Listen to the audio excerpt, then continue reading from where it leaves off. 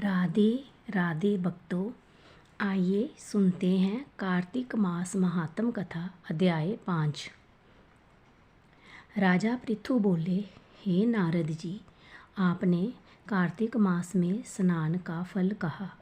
अब अन्य मासों में विधि पूर्वक स्नान करने की विधि, नियम और उद्यापन की विधि भी बतलाइए। देवऋषि नारद ने कहा, हे राजन, आप भगवान विष्णु के अंश से उत्पन्न हुए हैं, अतः ये बात आपको ज्ञात ही है। फिर भी आपको यथाचित विधान बतलाता हूँ। अश्विन माह में शुक्ल पक्ष की एकादशी से कार्तिक के व्रत करने चाहिए। ब्रह्म मुहूर्त में उठकर जल का पात्र लेकर गांव से बाहर पूर्व तथा उत्तर दिशा में जाना चाहिए। उसके बाद जो मनुष्य मुख शुद्धि नहीं करता, उसके बाद किसी भी मंत्र का फल प्राप्त नहीं होता।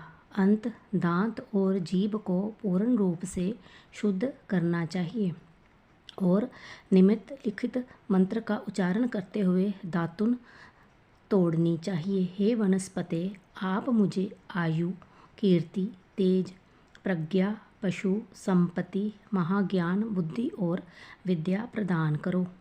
इस प्रकार उच्चारण करके वृक्ष से 12 अंगुल की दातुन ले। दूध वाले वृक्षों से दातुन नहीं लेनी चाहिए। इसी प्रकार कपास, कांटेदार वृक्ष तथा जले हुए वृक्ष से भी दातुन लेना मना है।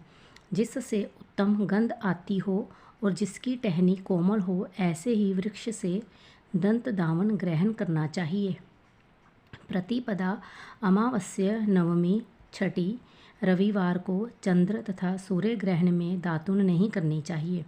तत्पश्चात बलि भांति स्नान करके फूल माला, चंदन और पान आदि पूजा की सामग्री लेकर प्रसन्नचित्त व भक्तिपूर्वक शिवालयों में जाकर सभी देवताओं की अर्घ, आचमनीय आदि वस्तुओं से पृथक पृथक पूजा करके प्रार्थना एवं प्रणाम करना चाहिए।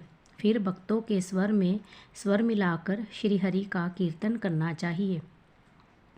मंदिर में जो गायक भगवान श्रीहरि का कीर्तन करने आए हो, उनका माला, चंदन, तांबूल आदि से पूजन करना चाहिए, क्योंकि देवालयों में भगवान विष्णु को अपनी तपस्या, योग और दान द्वारा प्रसन्न करते थे। परंतु कलयुग में भगवत गुणगान को ही भगवान श्रीहरि को प्रसन्न करने का एकमात्र साधन माना गया है। नारद जी राजा पृथु से बोले, हे राजन, एक बार मैंने भगवान से पूछा कि हे प्रभु, आप सबसे अधिक कहाँ निवास करते हैं।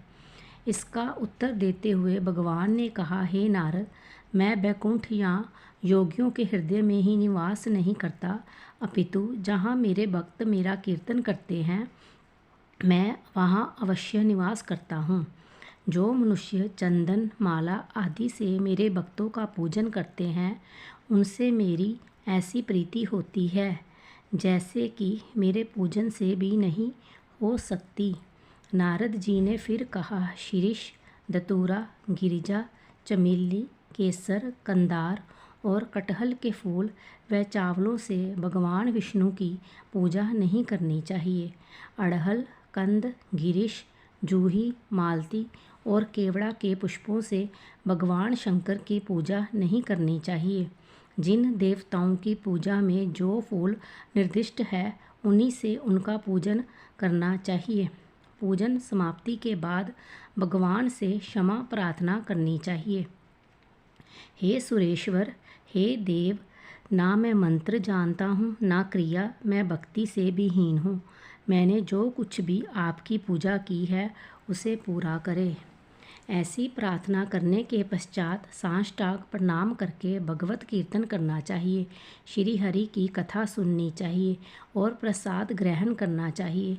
जो मनुष्य उपरोक्त विधि के अनुसार कार्तिक व्रत का अनुष्ठान करते हैं, वह जगत के सभी सुखों को भोगते हुए अंत में मुक्ति को प्राप्त करते हैं।